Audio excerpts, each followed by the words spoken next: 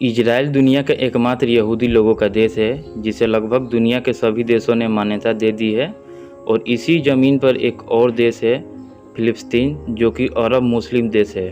असल में यह कोई देश नहीं है, क्योंकि अभी तक फ़िलिस्तीन को एक देश की मान्यता नहीं मिली है और ये दोनों एक ही जगह पर है, जिसे आज हम इजराइल कहते हैं। तो जब भी इजराइल का नाम आता है तब यही पता चलता है कि यहूदियों और मुसलमानों की लड़ाई 1000 साल से चल रही है।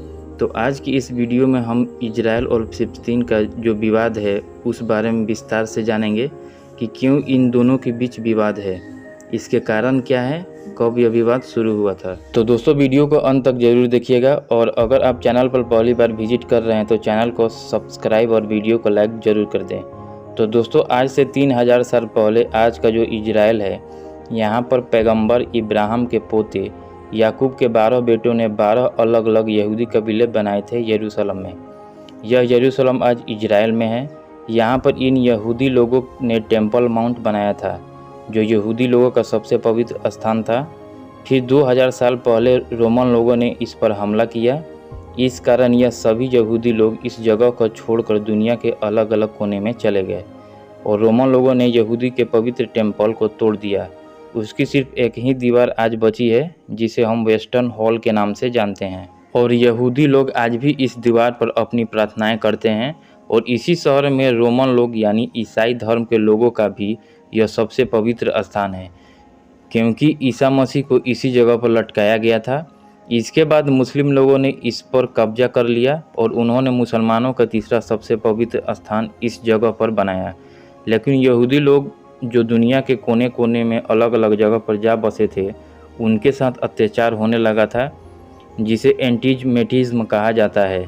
इसलिए यहूदी लोग चाहते थे कि उनके धर्म के लोगों का एक अलग देश हो। जैसे कि हिंदू लोगों का भारत है, चाइनीज लोगों का चाइना है, वैसे ही ठीक उसी तरह से यहूदी लोगों को एक अपना देश बनाना था। फिर प्रथम विश्व युद्ध के दौरान ब्रिटिश लोगों ने यहूदी लोगों के साथ एक समझौता किया, जिसे बाल्फोर डिक्लेरेशन कहते हैं। इसके तहत अगर ब्रिटिश युद्ध जीतेगा तो यहूदी लोगों को उसके ज़मीन पर एक देश दिया जाएगा। इस खबर के बाद दुनिया भर के यहूदी धीरे धीरे अपनी पुरानी जगह इजराइल की तरफ आने लगे थे।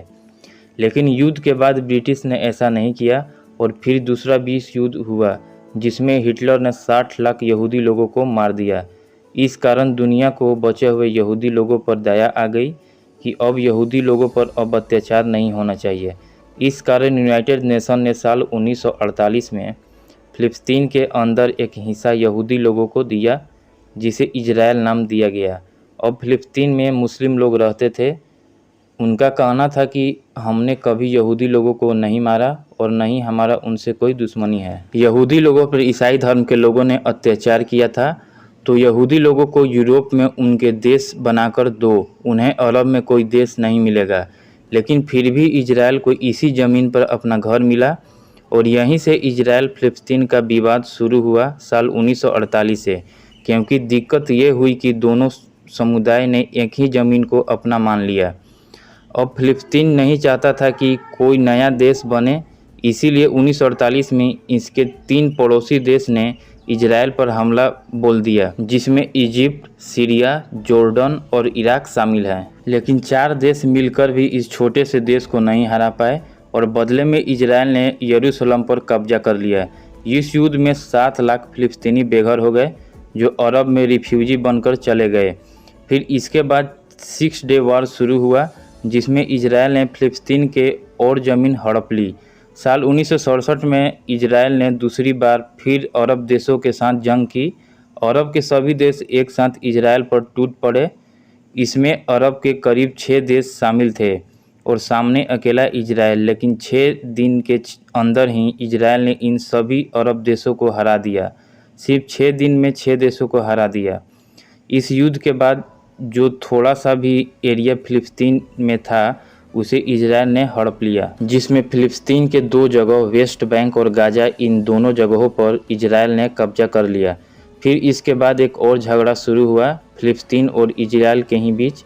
इससे पहले इजराइल अपने अस्तित्व के लिए लड़ रहा था, लेकिन इस बार फ़िलिस्तीन अपनी वेस्ट बैंक और गाजा के लिए लड़ रहा था, जिसे इजराइल ने 6 डे वॉर के बाद अपने खेमे में शामिल कर लिया था।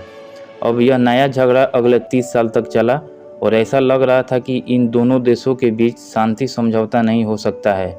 लेकिन 90 के दशक में इन दोनों देशों के बीच एक समझौता भी हुआ, जिसमें तय हुआ कि इजराइल गाजा और वेस्ट बैंक दोनों फिलिस्तीन को दे देगा और बाद में फिलिस्तीन को इजराइल को एक देश के रूप में मान्यता देनी पड़ेगी। लेकिन फिलिस्तीन ने ऐसा करने से मना कर दिया।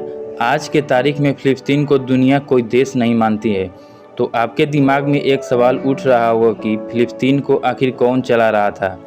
तो वेस्ट बैंक में एक ग्रुप है जिसे पैलेस्टीन लिबरेशन ऑर्गेनाइजेशन, जो कि इजराइल से बातचीत करता है, और इस तरफ गाजा में भी एक ग्रुप है जिसे हमास कहा जाता है, जो 1987 में बना था, जिसने इजराइल को मिटा देने की कसम खाई है।